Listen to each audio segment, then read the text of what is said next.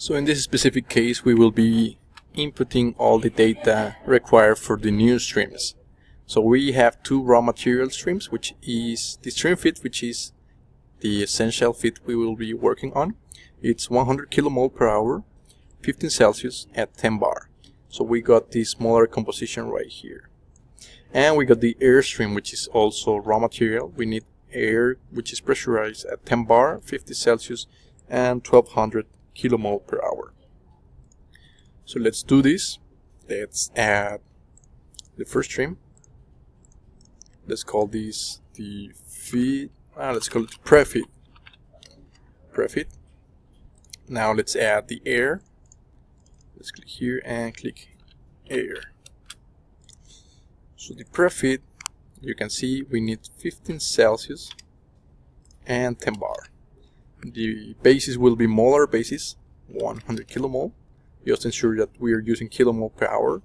If we were using kilograms per hour, you need to check it out. But currently we are in the molar basis, so we will have to change to mass basis.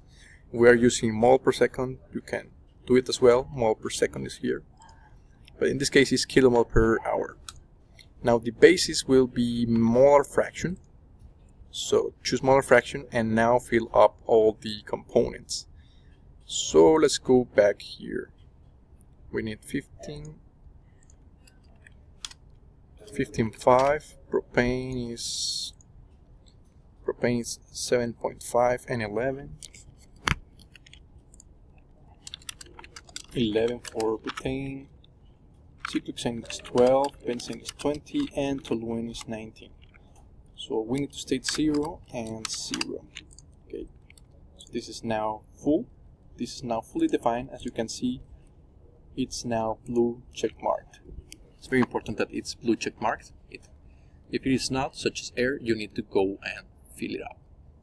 Go click here. We know it's 50 Celsius. We know it's 10 bar. We know it's smaller basis. We know it's 1200 kilomole.